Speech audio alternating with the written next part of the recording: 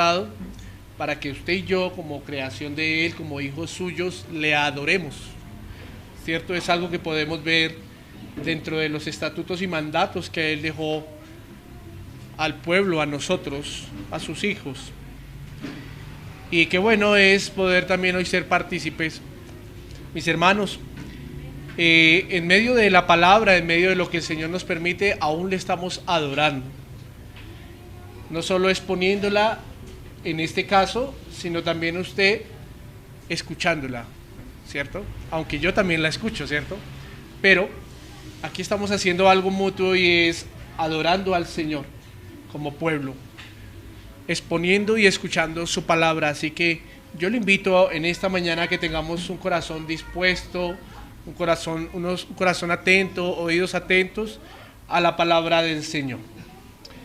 Vamos a leer la escritura y posteriormente ponemos todo en manos de Dios. Hoy vamos a estar mirando, como bien lo saben, estamos viendo el libro de Hechos, ¿cierto? Hoy vamos a estar mirando el capítulo 5, versículo 12 al 16. Hechos capítulo 5, versículo 12 al 16.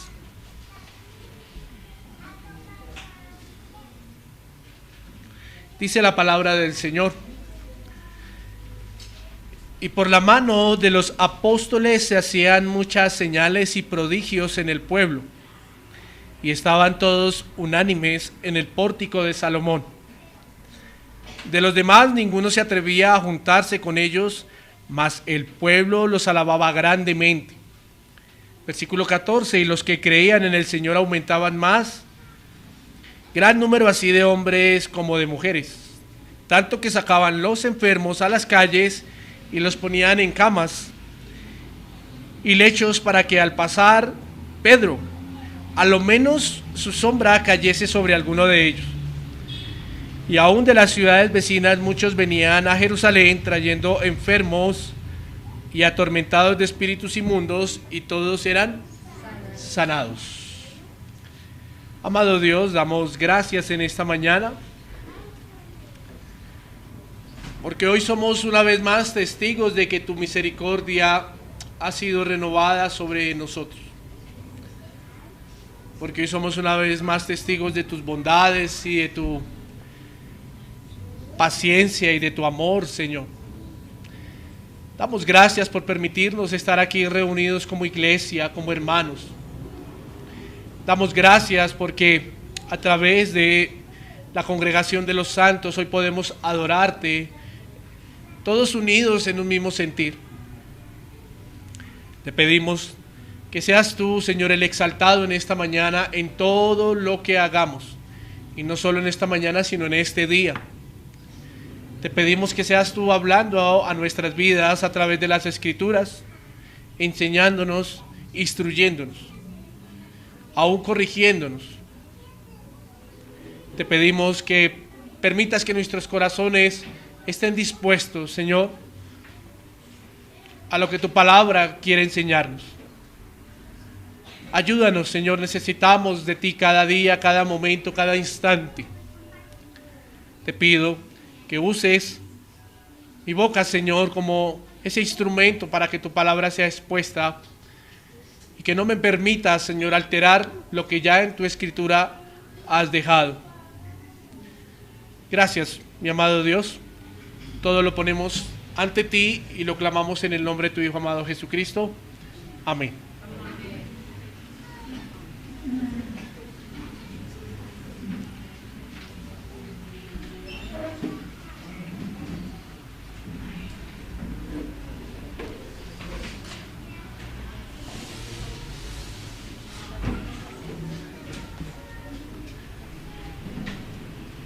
Antes de entrar a revisar lo que el pasaje nos está transmitiendo y nos va a enseñar en esta mañana, y que sea el Señor guiándonos y dándonos luz a través de la Escritura, quiero decirles el título que le he puesto a la enseñanza en esta mañana, y el título es: el poder de Dios a través de la iglesia. el poder de Dios a través de la iglesia.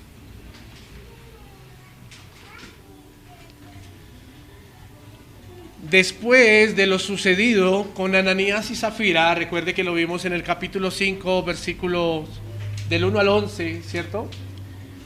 Que nos estuvo enseñando la palabra del pastor Dani. Después de lo sucedido con Ananías y Zafira, la iglesia entró en temor de ver las consecuencias de engañar a Dios. Esto permitió que los creyentes se afianzaran más y sus convicciones fuesen más fuertes. Ahora, esto llevó a la iglesia a crecer y que el Señor permitiera por mano de sus apóstoles a que se hicieran muchos prodigios y milagros dentro de la iglesia y aún en la ciudad de Jerusalén, allí donde estaban reunidos. Y que fuera visto también aún a sus alrededores, ¿no? Alrededor de Jerusalén. Ahora, el pasaje que vamos a estar mirando hoy, vamos a tratar de explicarlo, vamos a tratar de mirar algunas de las situaciones que se presentaron allí con los primeros creyentes en la ciudad de Jerusalén, aún en los habitantes de Jerusalén, y por qué el Señor permitió los milagros y prodigios para que muchos se acercaran y creyeran en Él. Y vamos a tratar de ver también cómo la iglesia iba creciendo, no solo en cantidad, sino en unidad y testimonio en Cristo. Por eso vamos a mirarlo tras el siguiente o la siguiente estructura, que está dividida en 4 puntos. La primera o el primer punto es prodigios y milagros a través de la iglesia, versículos 12 y 13. Prodigios y milagros a través de la iglesia, versículos 12 y 13. Punto número 2, un crecimiento inevitable, versículo 14. Un crecimiento inevitable. Punto número 3, el poder de Dios, versículo 15 y 16. El poder de Dios, el punto número 3, versículo 15 y 16. Y por último estaremos mirando unas aplicaciones, el punto número 4.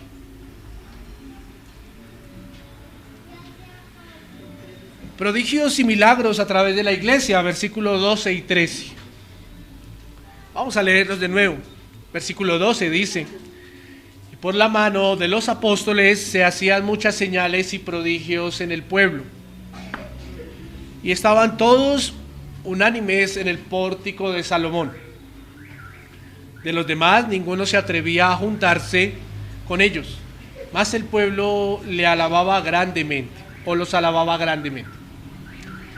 Mis hermanos, Lucas nos está narrando algo en la historia, algo que sucedió en los primeros creyentes, en los primeros cristianos, en la iglesia que ya podemos hablar que ahí estaba establecida. Y notemos que hay unos factores importantes aquí en estos versículos. Hoy en día mucho se habla de los prodigios y milagros, mucho. Tanto así que se ha vuelto una regla. Tanto así que en muchos lugares donde no hay un prodigio o hay un milagro, nos atrevemos o se atreven a decir que no está la presencia de Dios. Donde no hay un prodigio hoy en día, en algún lugar, en muchos sitios, muchas personas aseveran a decir que el Señor no se movió como ellos esperaban, o que el Señor no estuvo en ese lugar porque no hubo un milagro y un prodigio. Y se ha vuelto una regla. Pero, aquí hay un pero grande a través de estos versículos que estamos mirando. Pero lo que está narrando Lucas aquí es una consecuencia, primero, de unas promesas hechas por Dios a través de sus profetas y también hechas por el Señor Jesús dadas a sus apóstoles. Ahora, cabe aclarar, ojo con lo que voy a decir, cabe aclarar que Dios es soberano, poderoso, el mismo ayer, hoy y mañana. Dios no cambia, Dios no es inmutable, Él es el mismo ayer, hoy y siempre.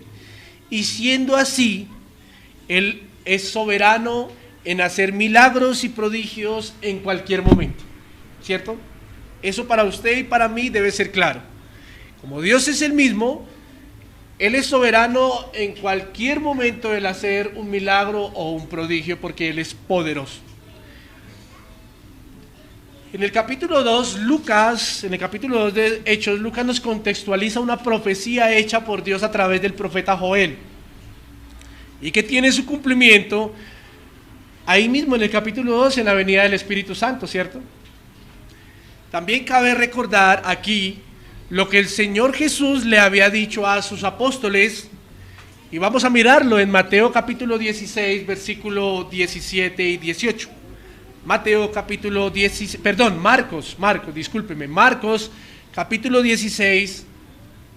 versículos 17 y 18. Y esto era lo que el Señor le dijo a sus apóstoles: y estas señales seguirán a los que creen en mí, en mi nombre echarán fuera demonios, hablarán nuevas lenguas, tomarán en las manos serpientes, y si bebieren cosa mortífera no les hará daño. Sobre los enfermos pondrán sus manos y sanarán. Notemos que el Señor había hablado a quién ahí, a sus apóstoles, ¿cierto? Ahí. Y Él les había dicho a ellos que estas señales y prodigios les iban a seguir. ¿Para qué? Con un propósito. ¿Cuál era ese propósito? Extender ¿qué? El reino de Dios a través de ¿qué? Del poder del Evangelio. Ahora bien, teniendo en cuenta esto, que lo que Lucas nos está narrando sobre los prodigios y milagros en los cuales entraron a ser los apóstoles, o Dios a través de los apóstoles, quiero que miremos unos factores importantes en estos dos primeros versículos de lo que estamos mirando hoy. Vamos a mirar unos factores importantes para que usted y yo podamos entender un poco más y podamos desarrollar la exposición en esta mañana de la Escritura. Primer factor importante dentro de ese punto principal. Notemos que hay unos instrumentos. Yo le he llamado los instrumentos de Dios. Los instrumentos de Dios. Lucas narra que habían unos instrumentos para hacer prodigios y milagros. ¿Cuáles son los instrumentos de los cuales Lucas está narrando ahí? Los apóstoles. Note que Lucas no está diciendo y todos los de la iglesia o todos los creyentes o todos los que habían creído hacían milagros y señales y prodigios, ¿cierto? Más bien Lucas está dejando por sentado, cuando nos empieza a desglosar a través de la historia y empieza a escribir lo que quizá él había sido testigo por dirección del Señor, nos deja por sentado que a través de los apóstoles eran efectuados estos milagros y estas señales. A través de los apóstoles. Tanto que si miramos el versículo, él nombra primero los apóstoles y dice que todos se reunían en el pórtico. Pero nombra a los apóstoles en cuanto a las señales y los milagros, ¿cierto? Entonces, no era toda la iglesia, no eran todos los creyentes sobre cuál recaía la promesa que Dios había hecho y que Jesús les había dado de los milagros y prodigios, sino recaía sobre ¿quién? Sobre los apóstoles. Otro factor que vamos a mirar o que nos va a dar de pronto un poquito de luz, y es que si usted nota el versículo 12, dicen que estaban todos unánimes, ¿cierto? Todos unánimes. Es algo muy particular que los primeros creyentes vivían y evidenciaban. Esta palabra unanimidad viene de una raíz homotimadón, ¿cierto? Que quiere decir juntos, sentir, espíritu, alma y pasión. Si nosotros condensamos lo que quiere decir la raíz de esta palabra, podemos evidenciar que ellos estaban en un mismo sentir, en un mismo espíritu, tenían una misma pasión y estaban en una misma alma, ¿cierto? Toda la iglesia. Ahora, cuando miramos el capítulo 2, Lucas viene narrando y él dice que la iglesia estaba unánimes y juntos, ¿cierto? Cuando lo pudimos ver. Uno podría decir que esta palabra unánime tiene que ver lo mismo con juntos, ¿cierto? Pero note que Lucas sí hace diferencia y las deja a cada una por sentado en diferente en su narración, ¿cierto? Junto quiere decir una cosa. Y yo voy a poner aquí un ejemplo. Yo puedo ir en la semana, ir a jugar o a practicar un deporte juntamente con alguien. Pero el mismo sentir de que los 11 jugadores quieran ganar es diferente, ¿cierto? Aquí la iglesia estaba no solo junta, sino tenía un mismo sentir, tenía una misma pasión. Ellos habían entendido que ese mismo sentir era testificar del nombre de Cristo. Vivir en unanimidad. Mire, en Hechos 1:14, ellos estaban unánimes perseverando en oración. No solo se juntaban para orar, sino que tenían una misma pasión, un mismo sentir, creyendo que todo lo que estaban orando, el Señor inclinaba su oído a favor de ellos. Creyendo que todo lo que estaban orando, el Señor iba a conceder bajo su voluntad. Note que es diferente el estar juntos a tener un mismo sentir. En Hechos capítulo 2, versículo 1, cuando recibieron el Espíritu Santo el día de Pentecostés, estaban ¿qué? Unánimes, juntos. En Hechos capítulo 2, versículo 46, dice la Escritura de que perseveraban unánimes en el templo. Perseverar, ojo, perseverar. Notemos que esto es algo, cuando lo vimos, esto es algo que nos habla de continuidad, ¿cierto? De continuidad, y esa continuidad es dentro de la congregación, porque está hablando en congregacionalmente los creyentes, pero no solo dentro de la congregación, sino también individualmente, y es por la vida que tengamos en Cristo Jesús. Perseverar. Ahora, estamos viendo la clase de la perseverancia de los santos. Perseverar, creo que ese término es muy claro para usted y para mí. Y esto me lleva a pensar Hechos 2:42, que había un mismo sentir en la unidad a través de la doctrina, a través de la comunión los unos con otros, a través de los sacramentos en la iglesia y a través de las oraciones. Notemos cómo el pueblo allí, en el versículo 12, Lucas nos señala una vez más que tenían un mismo sentido. Otro factor que nos va a ayudar en esta mañana es el lugar. ¿Se acuerdan cuando estuvimos hablando un poco sobre el pórtico de Salomón? ¿Dónde estaban ellos? ¿Qué dice el versículo 12? Todos unánimes en el pórtico de Salomón. ¿En dónde estaban? En el pórtico de Salomón. Y si alguien recuerda, cuando miramos ese punto, el pórtico de Salomón eran corredores, ¿cierto? Después de que se pasaban las puertas, en este caso la puerta oriental, que quedaba sobre el templo, que era la puerta la hermosa, y eran corredores, ¿cierto? Rodeados de unas vigas grandes, pero eran corredores largos que llevaban al patio, ¿cierto? Para el lugar santo del lugar santísimo. Allí en esos corredores, el lugar fue estratégico porque, si ustedes se dan cuenta, Pedro predicó allí y muchos fueron ¿qué? Muchos creyeron, ¿cierto? Entonces el lugar es interesante aquí en este punto, porque eso nos va a dejar ver un poco lo que en esta mañana la palabra nos va a enseñar. Ahora quiero cerrar con esta frase en cuanto al lugar. Una iglesia debe darse a conocer en medio del lugar donde Dios los pone. Una iglesia debe darse a conocer en medio del lugar donde Dios los pone. Otro factor importante ahí es que se diferenciaban. Aquí Lucas nos narra que habían dos grupos de personas. Versículo 13. De los demás ninguno se atrevía a juntarse. ¿A juntarse con quién? ¿Y quiénes eran los demás? Lucas es muy explícito al dar eso, ¿no? Dice, de los demás ninguno se atrevía a juntarse. Uno podría decir de los demás, viene hablando de los apóstoles, pero en el versículo 12 dice que todos unánimes estaban, o sea que ya estaban los creyentes. Y nota que en el versículo 13 ya Lucas nos extiende otra idea y dice de los demás. No se atrevían a juntarse ¿con quién? Pues con los que se reunían unánimemente en el pórtico de Salomón, ¿cierto? Ellos, los creyentes, se diferenciaban. Y de los demás se refiere aquí los de afuera. ¿Y a qué se refieren los de afuera? Es aquellos que no creían o que no creyeron en el mensaje, el cual apasionaba a todos los creyentes a tener un mismo sentir y que fuera expuesto. Ellos no atrevían o no se atrevían a juntarse con los creyentes. Pero esto nos deja ver dos cosas importantes. El por qué no se atrevían a juntar.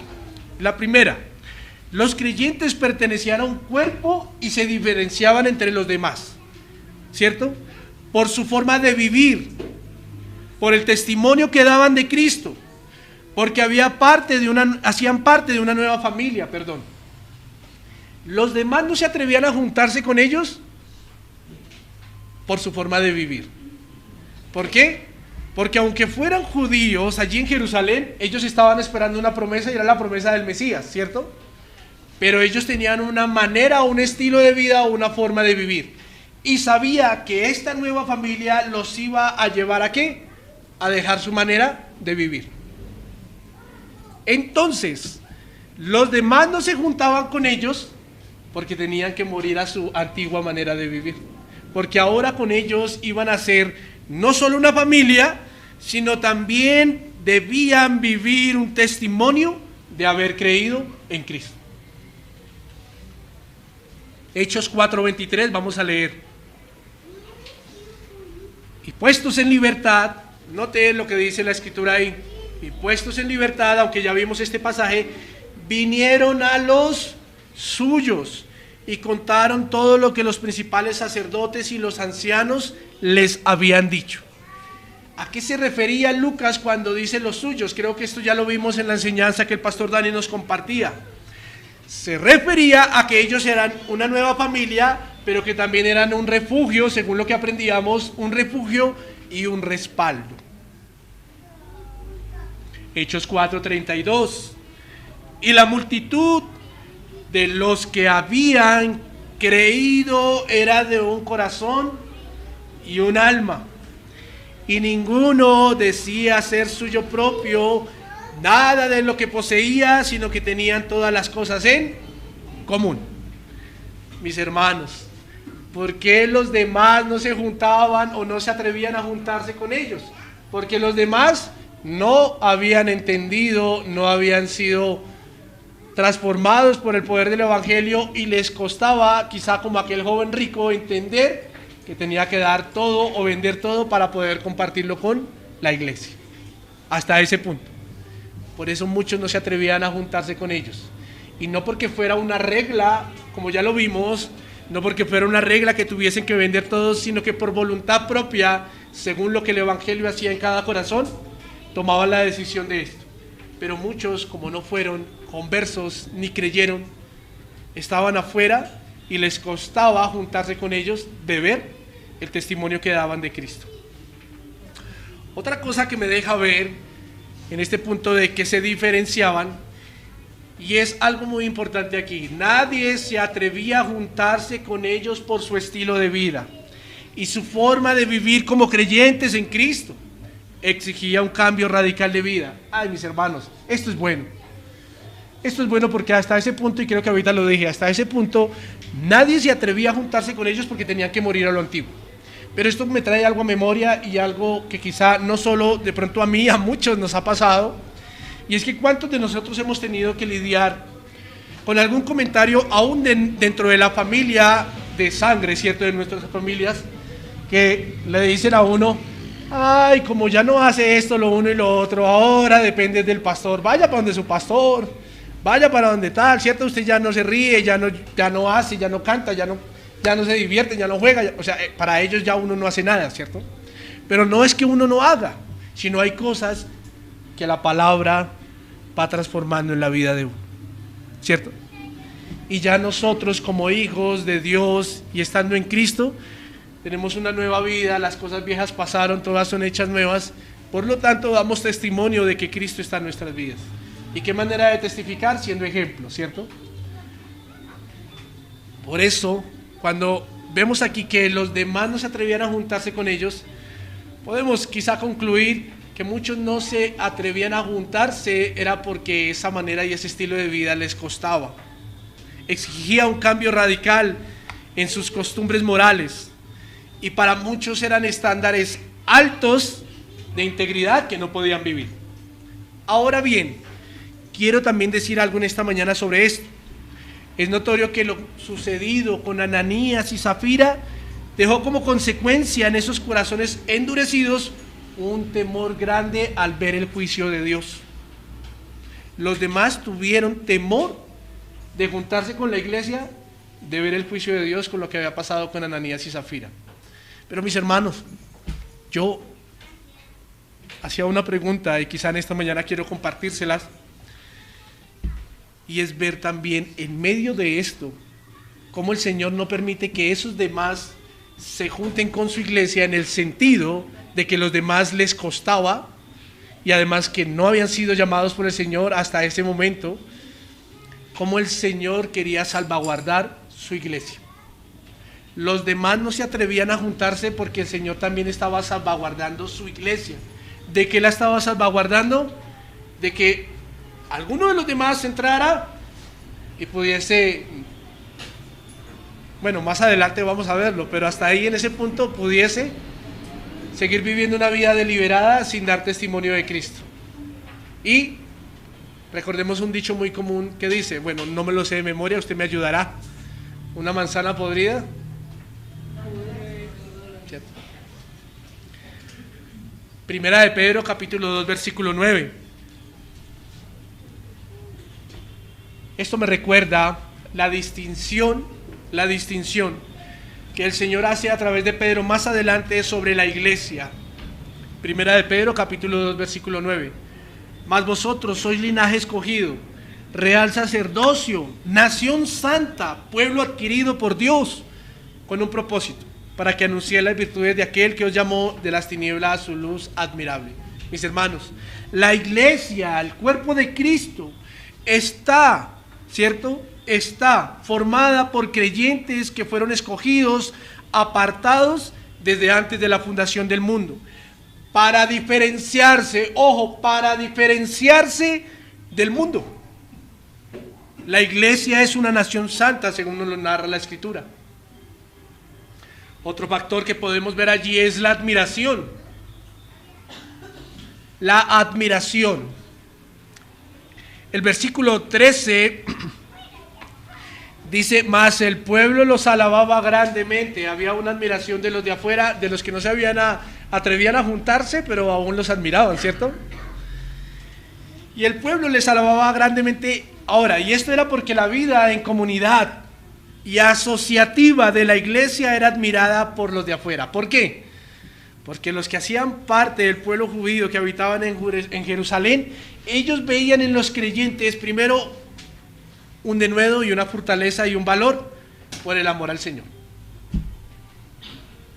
¿Saben? Cuando los de afuera miraban a los de la iglesia y ver que ellos no callaban después, ¿recuerdan? Después de lo sucedido con Pedro y Juan, ¿qué les ordenaron? A que callaran, ¿cierto? Que no hablaran más en nombre de Cristo. Pero los de afuera vieron ese denuedo y ese gozo. Es más, la oración que levantó la iglesia cuando Pedro y Juan vinieron a buscar refugio en su nueva familia era: Señor, concede que tu iglesia hable con denuedo y con valor. Quizá muchos de afuera no se atrevían a juntarse con ellos, pero algo se admiraban, y eran el valor y el denuedo por el amor al Señor. Eso era admirado por los de afuera. Y una iglesia debe ser reconocida por eso. Nosotros como iglesia debemos ser vistos afuera y admirados por el amor a nuestro Señor Jesús y por las convicciones que tenemos en cuanto a la fe por Él. Debemos ser admirados por eso. Pero aquí surge una gran pregunta, y es: ¿cuántos de nosotros somos admirados por nuestra fe? No nos respondamos, solo meditemos en eso. Su compromiso con la iglesia y ejemplo y testimonio claro de su Señor. La iglesia de Cristo debe ser motivo de admiración al reflejar la vida de Cristo. Recordemos 1 de Juan capítulo 2 versículo 6. Es por eso que el apóstol Pablo hace mención no solo a los de Tesalónica, sino también a los filipenses, los colosenses, a los creyentes que estaban allí en estas ciudades, recordando y haciendo admiración sobre los creyentes que estaban en esta iglesia. Quiero que miremos Primera de Tesalonicenses capítulo 1, versículo 2 al 4 y el versículo 7. Primera de Tesalonicenses, versículo 1, 2, capítulo 1, versículo 2 al 4 y versículo 7. Dice el versículo 2: damos siempre gracias a Dios por todos vosotros, haciendo memoria de vosotros en nuestras oraciones, acordándonos sin cesar delante de Dios, del Dios y Padre nuestro, de la obra de vuestra fe, del trabajo de vuestro amor y de vuestra constancia en la esperanza en nuestro Señor Jesucristo. Versículo 4: porque conocemos, hermanos amados de Dios, vuestra elección. Versículo 7: de tal manera que habéis sido ejemplo a todos los de Macedonia y de Acaya que han creído. Mi hermano, los de afuera admiraban. Ahora, dejando ver lo que Pablo escribía, y si usted ve las cartas a los filipenses y a los colosenses, Pablo comienza admirando a los creyentes. La iglesia debe ser admirada, y Pablo aquí nombra unas características, constancia, fe, trabajo, amor, una vida asociativa, una vida en comunidad, una vida en iglesia. Por eso los de afuera deben admirar a la iglesia. Por eso los que no tienen a Cristo deben admirar a los que estamos en Cristo. Pero es que las excusas de muchos de los que están afuera es que yo no voy a esa iglesia porque mire, imagínese usted hablando del pastor. Yo no voy a esa iglesia porque mire, es que allá ni saludan. Excusas, excusas y excusas. ¿Por qué? Porque nosotros como iglesia, ahora hablo aquí a nivel nosotros como iglesia, como creyentes, no solo iglesia local, sino universal, pero partiendo del punto de lo que estaba pasando allí. La iglesia muchas veces no demuestra lo que Cristo verdaderamente ha hecho en cada uno de nosotros como corazones y miembros. Mis hermanos, en Jerusalén se estaba levantando un grupo de creyentes, una iglesia que testificaba de Cristo, que era admirada por los de afuera por su manera de vivir, por su compromiso, por su valor, por su denuedo. Porque cuando dice en el versículo 12 que estaban todos unánimes, note que no dice estaban algunos, sino estaban todos. Ahora, surge una pregunta aquí. Hasta ese punto, ¿cuántos eran todos? ¿Se acuerdan? ¿Cuántos? 12. ¿12 qué? Hasta ese punto, ¿cuántos eran todos? Por aquí dicen como 5,000. ¿Quién da más? Hasta ese punto, ¿cuántos eran todos? Ya Pedro había predicado, recordemos que había una base, 120, ¿cierto? Pedro predicó, ¿y cuántos se convirtieron? Y predicó, ¿y cuántos se volvieron a convertir? Entonces, más o menos, ¿cuántas personas había? Si uno es coherente y hace bien la suma, uno diría 8,120, ¿cierto? Puede que había algo más, porque Pedro dice que cuando se convirtieron los 5,000, habla de hombres, no habla de mujeres y niños, ¿cierto? Pero partamos de eso. Notemos que ese número nomás, en ese número si fuese base, ese número era admirada por los de afuera. Y cuando en el versículo dice que todos estaban unánimes, la palabra todos es clara.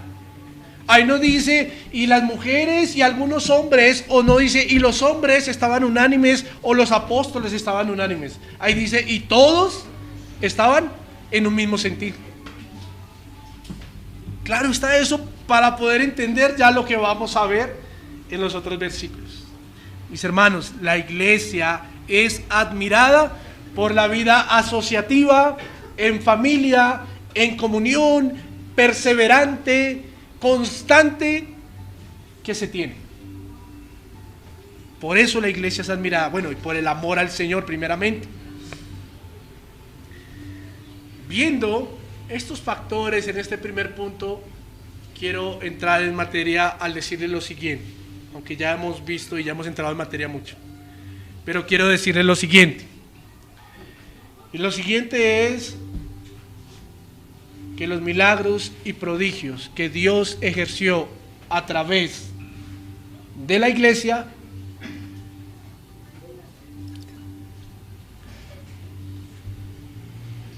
fue un instrumento nomás para que la iglesia unánimemente siguiera predicando el evangelio. Viendo todos estos factores. ¿Por qué? Ya vimos que habían unos protagonistas, ¿cierto? Y que sobre esos protagonistas recayó la promesa que había hecho el Señor o Dios a través de sus profetas, pero también recayó la responsabilidad y la promesa que Jesús había dado a los apóstoles, ¿cierto? Y ahí aprendimos que solo los apóstoles eran los instrumentos de Dios para hacer los milagros y señales. No está hablando que toda la iglesia. Vimos que la iglesia estaba en un mismo sentido. Vimos que los de afuera no se atrevían a juntarse. Vimos que era admirada. Vimos el lugar. Ahora, el lugar es importante. ¿Por qué? Porque si recordamos, el Señor Jesús estuvo allí, ¿cierto? Lo vimos. Y el Señor Jesús estuvo allí haciendo ¿qué? Enseñando. No haciendo milagros. Él estuvo enseñando. Ahora, partiendo de estos factores que estamos viendo en este momento, es clave entender que los prodigios y milagros no dejaron más de ser sino una ocasión o un instrumento del Señor para que verdaderamente el evangelio fuese predicado y muchos fueran añadidos. Punto número 2, un crecimiento inevitable. Versículo 14.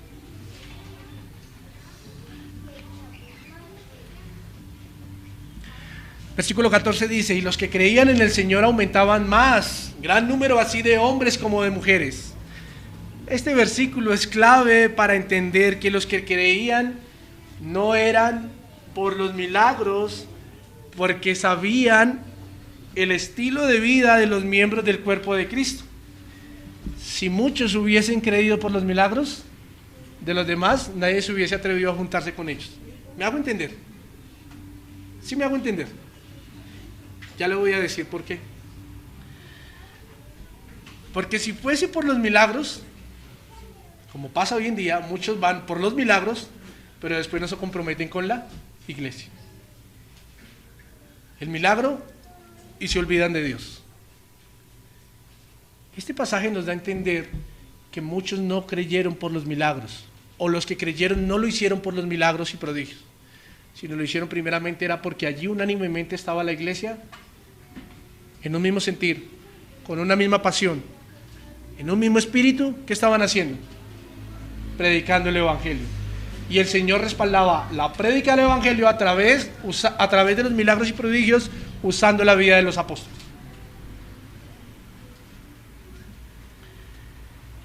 El estilo de vida de la iglesia o del estilo de vida de los nuevos creyentes iba a exigir a aquellos que dejaran las cosas pasadas.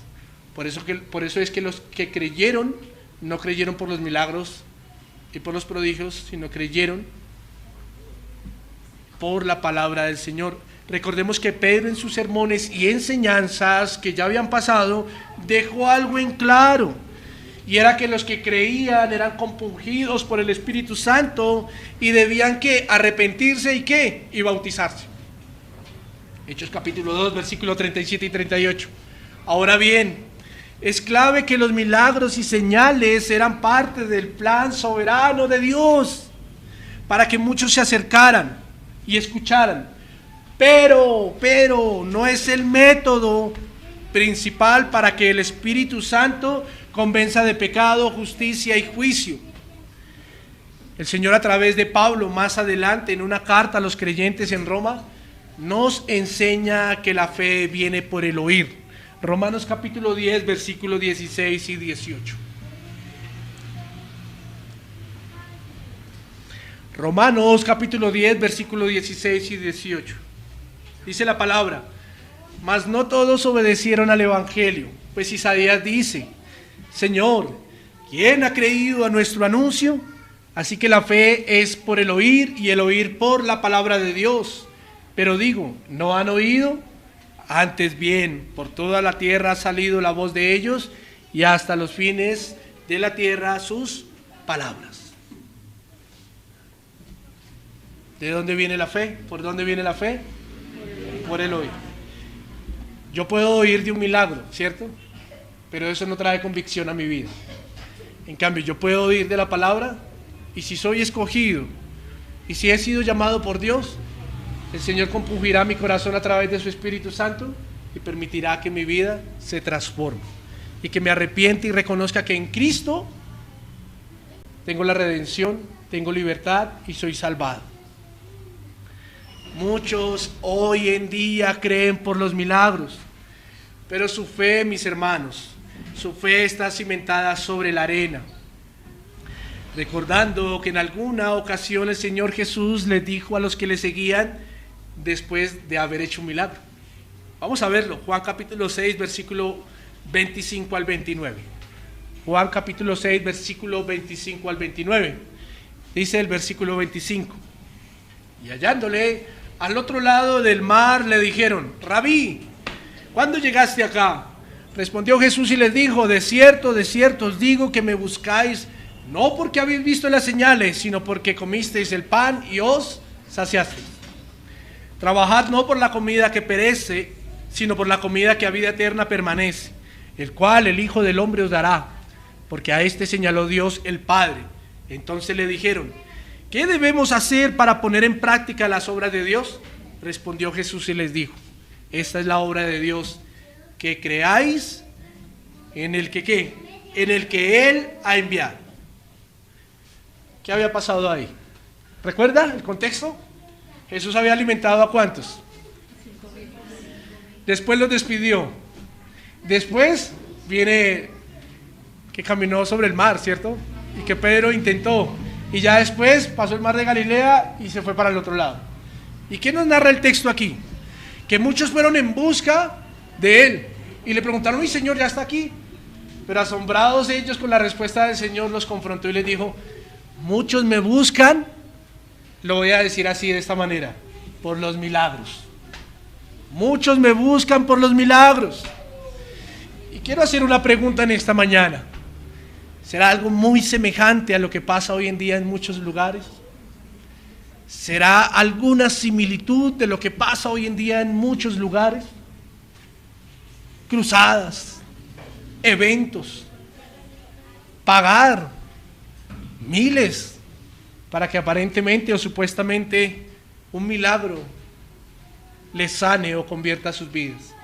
Pero estamos viendo, mis hermanos, que lo que convierte la vida de un llamado, de un escogido, no es el milagro, no son los prodigios, es la palabra del Señor. El Señor lo deja claro a través del apóstol Pablo a los romanos: la fe viene por el oír y el oír por la palabra de Dios. Lo que estaba sucediendo allí es que Dios, en medio de su soberanía, había permitido los prodigios y los milagros para que fuese respaldada la palabra de Dios, para que muchos creyeran, Ahora, es claro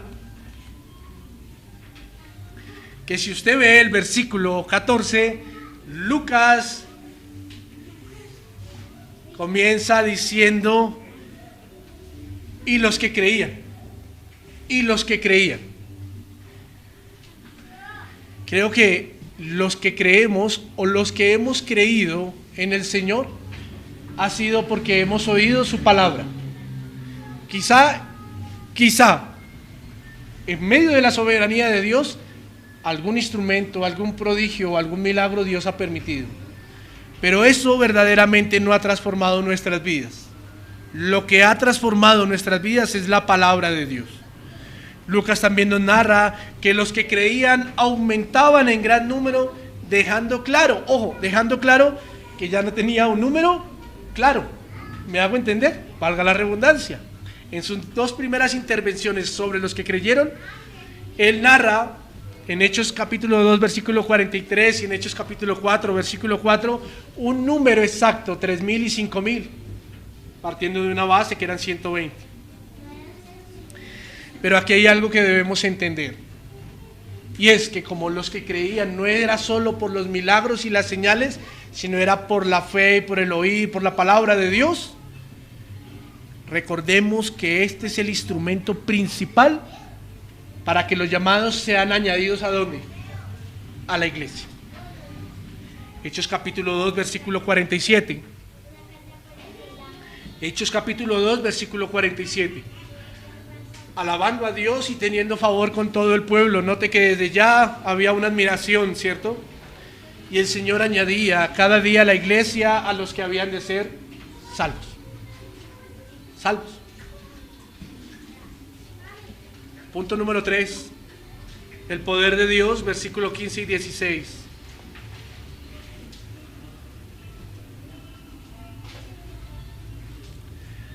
Versículo 15.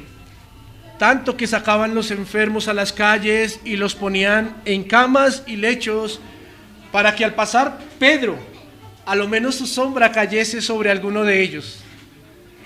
Y aún de las ciudades vecinas muchos venían a Jerusalén, trayendo enfermos y atormentados de espíritus inmundos, y todos eran sanados.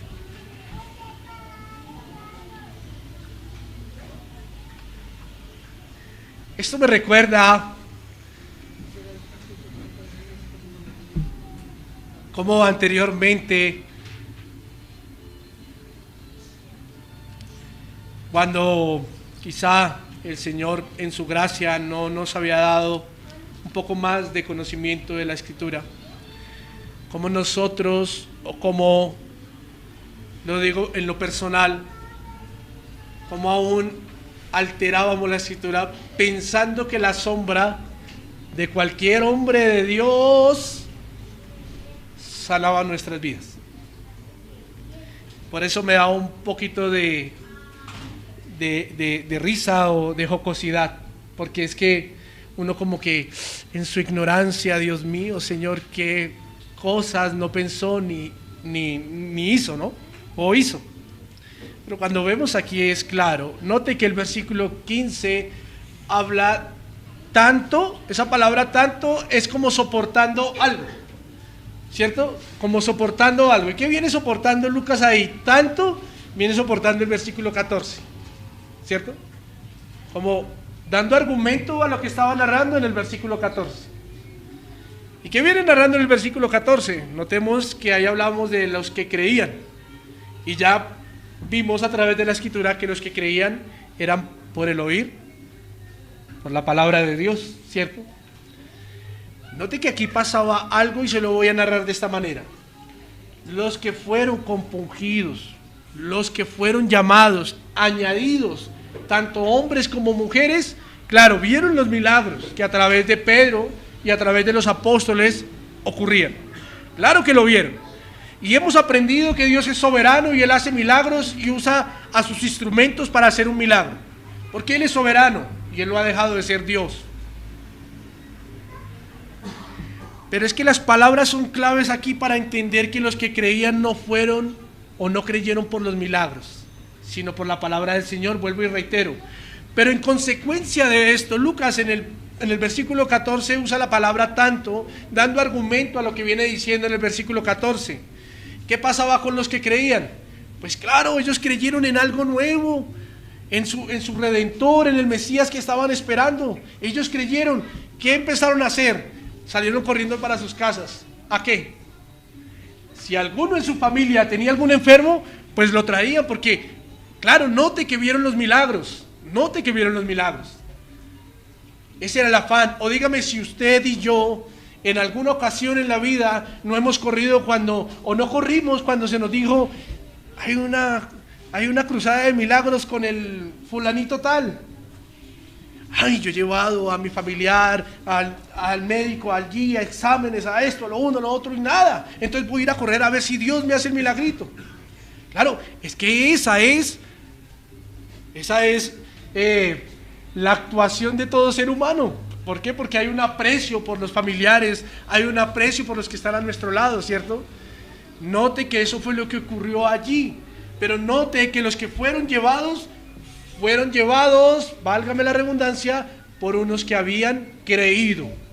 Unos que habían creído.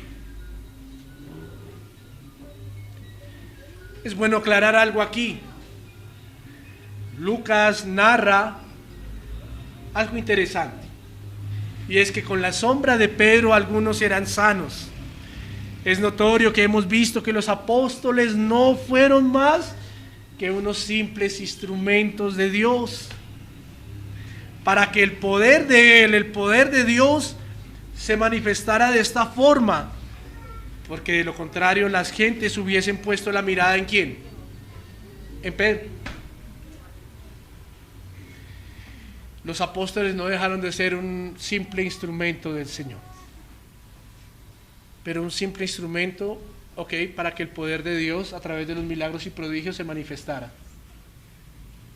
Pero es claro entender que no eran más que unos simples instrumentos, porque ¿qué pasa hoy en día? O que ha pasado durante muchos tiempos, que cuando se habla de alguien que tiene un aparente don de sanidad, ¿a quién se adora? Se cae en idolatría. Los apóstoles no eran más que unos simples instrumentos. Dios es soberano. Mis hermanos, y esto me recuerda algo de lo que dice la Escritura en Hebreos capítulo 12, versículo 2. Puestos los ojos en Jesús, el autor y consumador de la fe, el cual por el gozo puesto delante de él sufrió la cruz, menospreciando el oprobio, y se sentó a la diestra del trono de Dios. ¿Quién se sentó a la diestra del trono de Dios? ¿Quién sufrió el oprobio en la cruz? ¿En quién debemos tener los ojos puestos? ¿En Pedro? ¿En los supuestos apóstoles que hoy en día hacen milagros? En Cristo, mis hermanos. En Cristo. Por tanto, es claro ver el pasaje, claro ver lo que nos enseña el pasaje.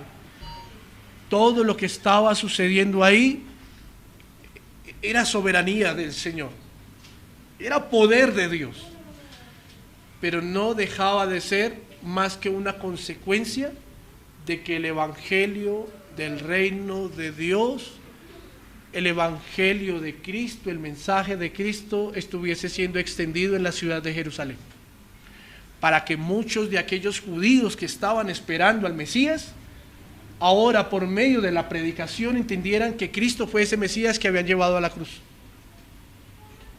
Es claro ver lo que el pasaje nos deja ver, nos enseña, perdón. Y es claro también para que usted y yo como iglesia entendamos que Dios es soberano, que Él puede hacer uso en su poder de milagros y señales. Pero yo quiero dejar en esta mañana una inquietud. ¿Qué es mejor? ¿Entrar salvo, así no sea sano, al reino de los cielos? ¿O entrar sano al Seol? Solo quiero dejar esa pregunta. Pablo en la carta a los Romanos usa una frase que nos deja en claro que es el poder de Dios. Y estos versículos son muy conocidos. Romanos capítulo 1, versículos 16 y 17. Porque no me avergüenzo del evangelio, porque es que, porque es poder de Dios, ¿para qué? A todo aquel que cree, al judío primeramente y también al griego, porque en el evangelio la justicia de Dios se revela por fe y para fe, como está escrito, mas el justo. Mis hermanos, antes de entrar a las aplicaciones, quiero decirles algo. Notemos cómo la iglesia iba creciendo, pero notemos cómo la iglesia no solo iba creciendo por emociones, no solo iba creciendo por un compromiso a los hombres. Ay, no, vayamos porque Pedro y Juan están allí. No. Notemos cómo la iglesia iba creciendo porque era el Señor primeramente quien añadía, pero también porque la iglesia entendió la vida asociativa, la vida unánime, la vida en familia, la vida en refugio, la vida en perseverar, la vida en compañía, la nueva vida en Cristo, para que todo esto se viera reflejado y aún notemos cómo los de afuera admiraban a este grupo de creyentes.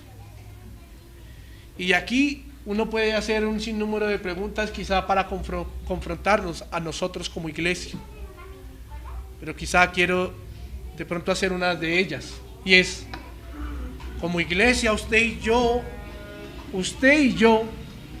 ¿estamos en un mismo sentir con nuestros hermanos? Solo preguntémonos y reflexionemos ahí internamente. Como miembros de la iglesia, tenemos el mismo sentir, no solo unidad, porque voy a decir algo y con todo el respeto.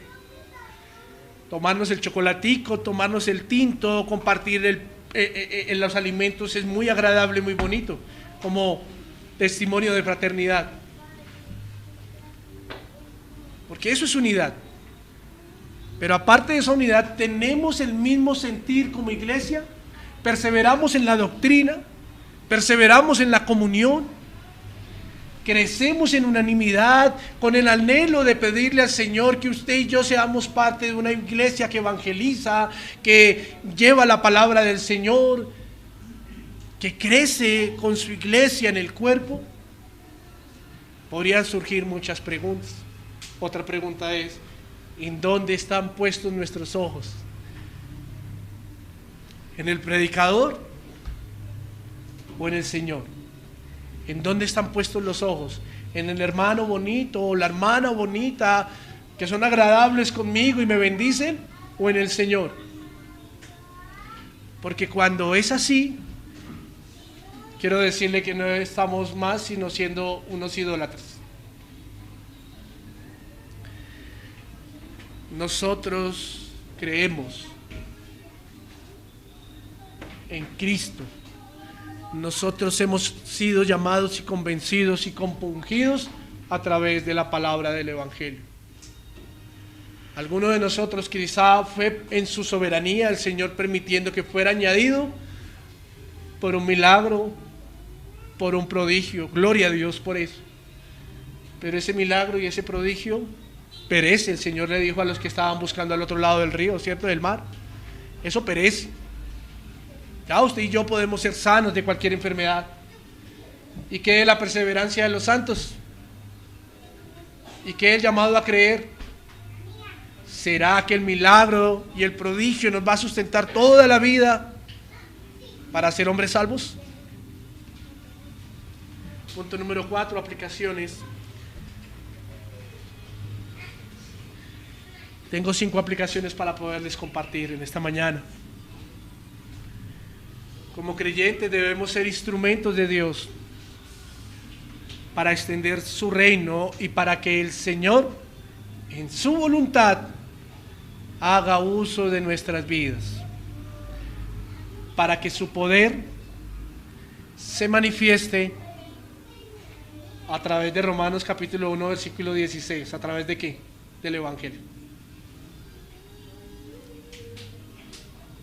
Mis hermanos, usted y yo, así como los apóstoles, somos instrumentos de Dios como miembros de su cuerpo. Y un miembro de su cuerpo tiene una utilidad. Pero la mayor utilidad que usted y yo como miembros del cuerpo de Cristo podemos ser es ser instrumentos para que otros conozcan del verdadero poder de Dios, su evangelio. Y que muchos sean alcanzados. Mire, yo siempre digo esto. Usted y yo no sabemos quién de los que está allá afuera es llamado. Pero lo que sí podemos darnos cuenta es que si en algún momento su boca y mi boca es instrumento de Dios, de pronto habrá algún corazón al que hablemos que sea llamado y haya sido escogido por Dios y sea añadido a la iglesia. Segunda aplicación. Esto lo comienzo con una pregunta. Bueno, voy a hacer unas 2 o 3 preguntas. ¿Estás viviendo una vida eclesial en unanimidad? ¿Estamos viviendo una vida eclesial en unanimidad? Porque en unidad quizá la podemos estar viviendo, pero en unanimidad estamos viviendo una vida eclesial.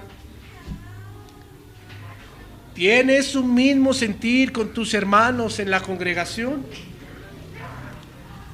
¿Anhelas ser parte de la iglesia de Cristo, permitiendo que tu vida sea transformada y que seas un miembro útil para el Señor y para la iglesia, con un espíritu humilde? Ojo, con un espíritu humilde, afable y enseñable. Qué importante es esto. Qué importante es esto. Que usted y yo anhelemos ser parte del cuerpo de Cristo para vivir una vida en comunidad, en unanimidad, tener un mismo sentir con nuestros hermanos, pero también para ser útiles en las manos del Señor, pero primeramente tener un espíritu de humildad, afable y enseñable. Tercero, como creyentes debemos diferenciarnos. ¿De quién? De los de afuera.